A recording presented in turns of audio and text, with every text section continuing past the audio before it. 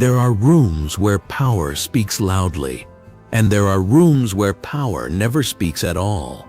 In 1964, inside a private room at Chasen's in Beverly Hills, Dean Martin didn't raise his voice. He didn't interrupt. He didn't defend himself. He said nothing. And within 40 seconds, the most powerful man in the room was already looking for the door. The private room at Chasen's restaurant in Beverly Hills was never quiet. Not in 1964.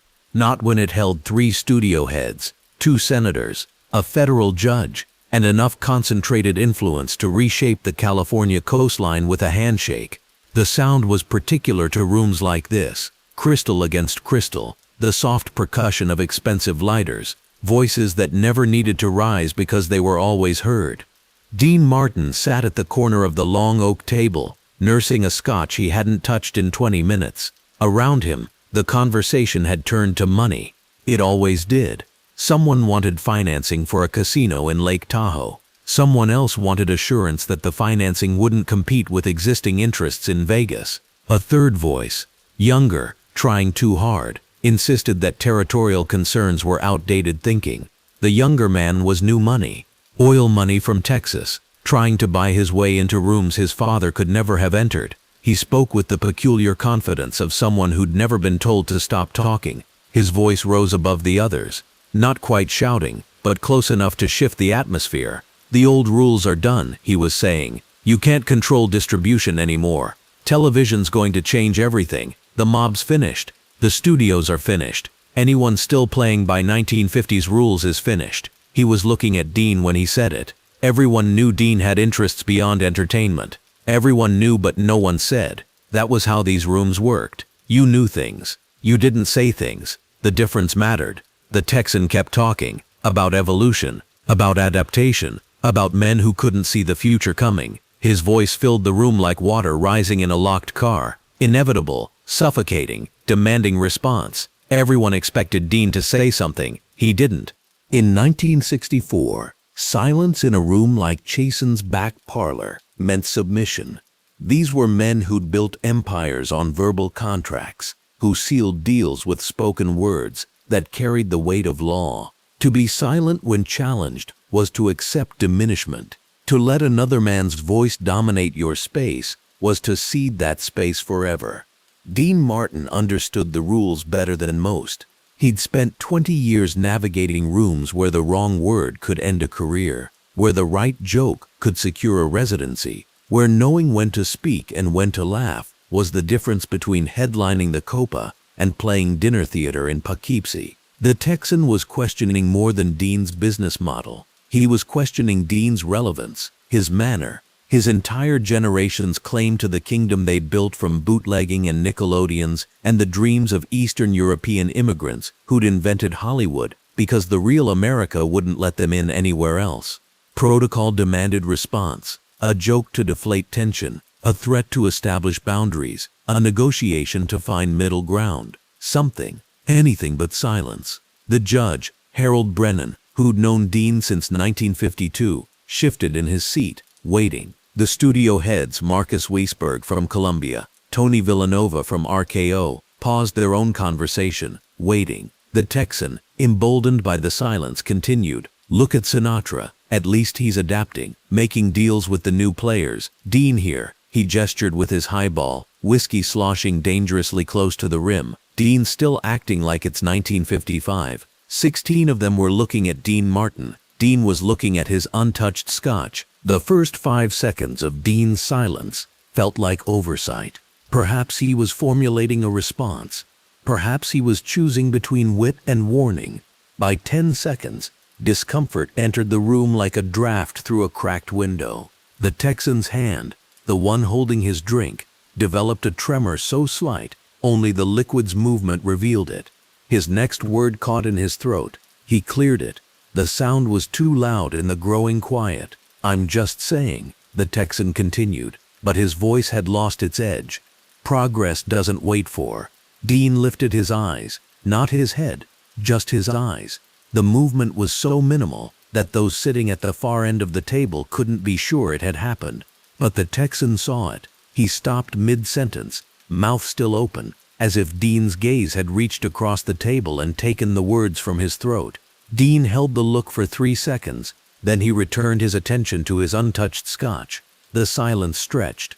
Marcus Weisberg, who'd run a studio for 15 years and understood power better than most, would later tell his wife it was like watching a man realize he'd walked into the wrong neighborhood after dark, not because anyone threatened him, but because the silence itself became geography, hostile, foreign, impossibly vast. The ice in Dean's glass hadn't melted.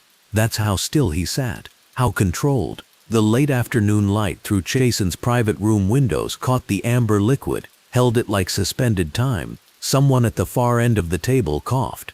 The sound was explosive in the quiet, embarrassing. The cougher, a banker from San Francisco, covered his mouth and looked away. The Texan set down his drink. The crystal against wood sounded like a gavel, ending proceedings no one had called to order.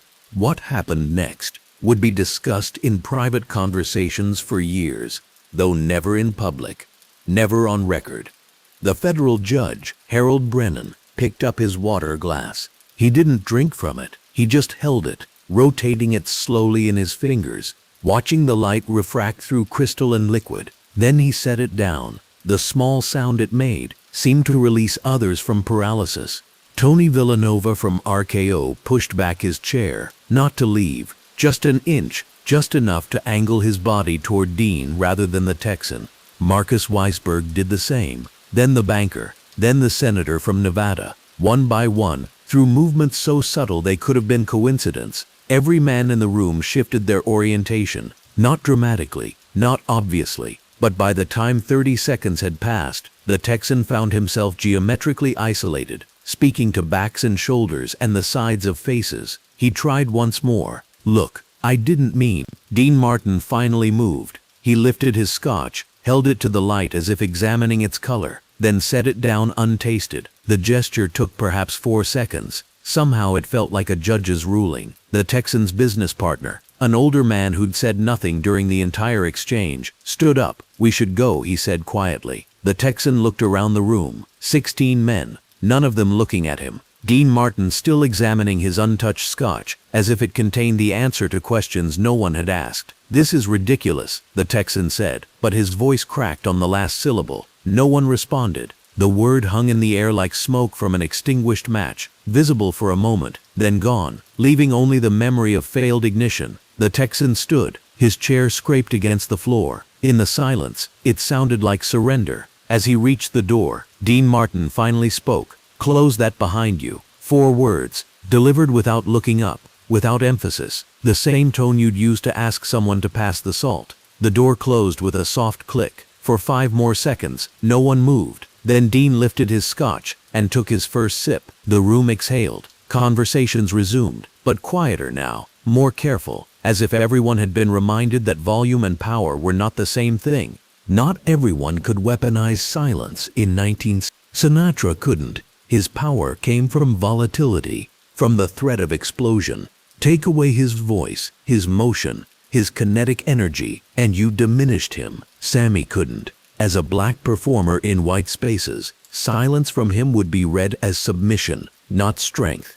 He'd learned early that he had to be twice as entertaining, twice as present, twice as vocal, just to be considered equal. But Dean Martin occupied a unique position in the Hollywood ecosystem. He didn't need the mob's money. He'd made his own. He didn't need the studio's approval. He could fill nightclubs from Vegas to Miami on reputation alone. He didn't need anyone's permission to exist in those rooms. This independence hadn't come quickly or cheaply. Those who knew Dean's history understood. He'd been Dino Crocchetti from Steubenville, Ohio, son of a barber, grandson of immigrants. He'd worked in a steel mill at 16. He'd been a prize fighter, taking punches for $15 a night until his nose was broken so badly he couldn't breathe properly. Every word Dean Martin had spoken for 20 years had been calculated to distance himself from that Ohio steel town. Every joke, every song, every seemingly casual gesture had been designed to make his presence in those rooms seem natural, inevitable, unquestionable. By 1964, he'd achieved something rarer than fame or wealth. He'd achieved the right to stop performing, to stop proving, to stop explaining his presence. The Texan, with his oil money and his loud voice and his predictions about the future, was still trying to buy his way in, still trying to prove he belonged, still mistaking noise for influence. Dean had learned long ago that real power was like good tailoring. If you had to call attention to it, you didn't really have it.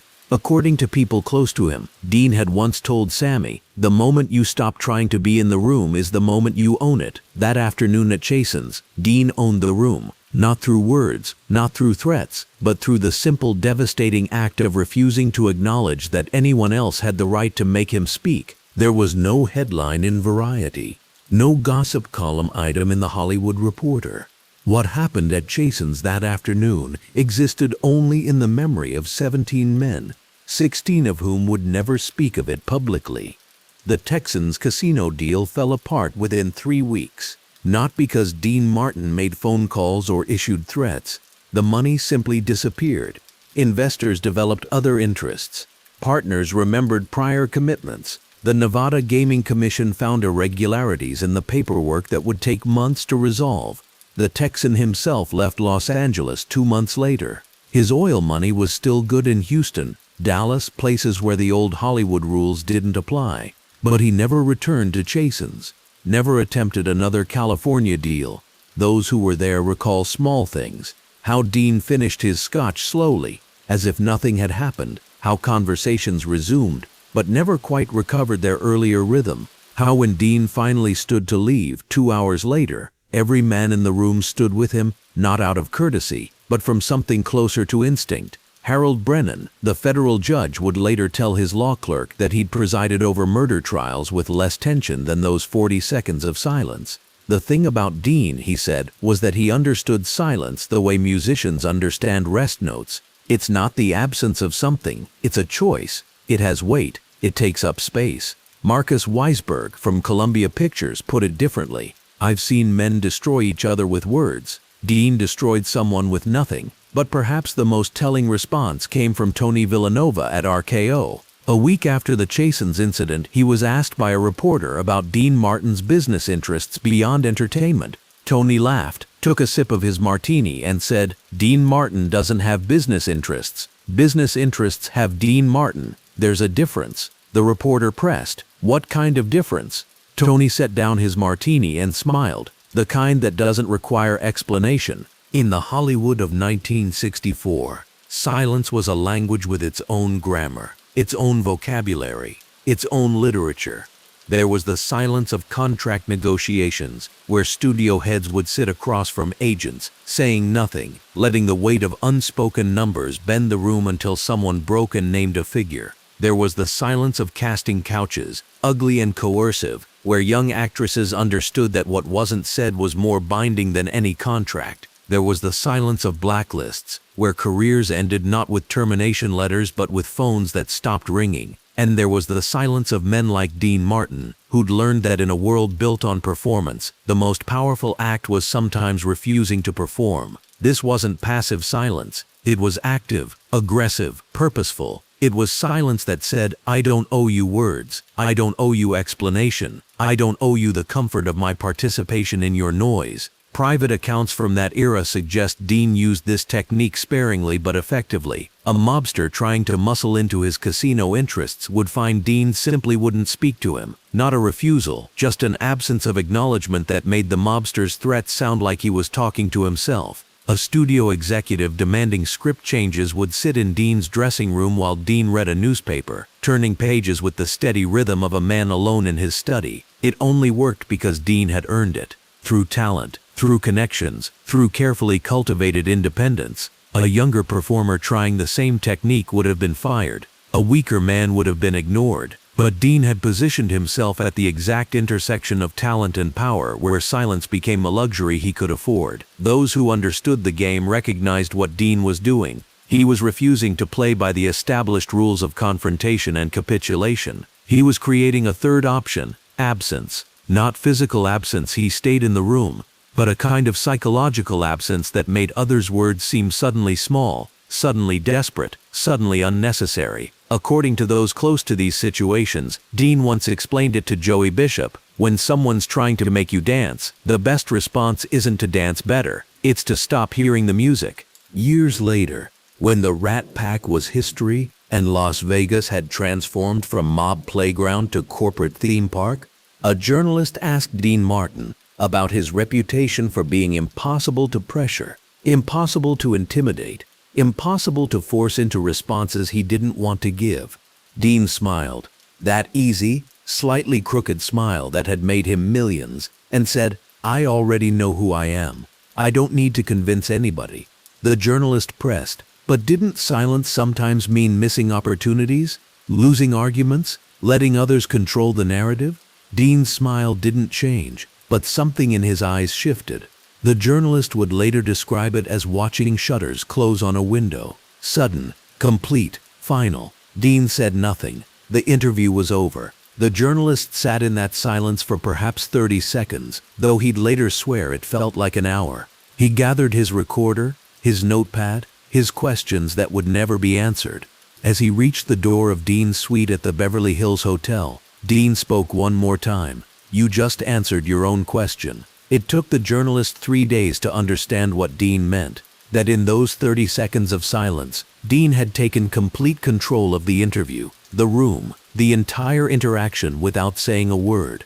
That the journalist's discomfort, his need to fill the silence, his eventual retreat, had all been orchestrated by Dean's simple refusal to participate in the expected exchange. This was the lesson of that afternoon at Chasen's, of 100 other moments in Dean Martin's carefully managed life. Noise demands attention, volume insists on response, aggression requires engagement, but silence simply is. It doesn't argue, it doesn't explain, it doesn't justify, it exists, complete and impenetrable, forcing others to circle around it, to define themselves in relation to its absence. In a world where everyone was performing all the time, selling, convincing, threatening, pleading, Dean Martin had discovered the ultimate power, the power to stop, to stand still while others exhausted themselves with motion, to be silent while others drowned in their own noise. The Texan from that afternoon at Chasen's went on to build his fortune in oil, in real estate, in all the loud industries where volume still equaled power. But according to those who knew him, he never forgot that afternoon, never forgot the feeling of his words dissolving into Dean Martin's silence, like sugar in black coffee, completely, irreversibly, without trace.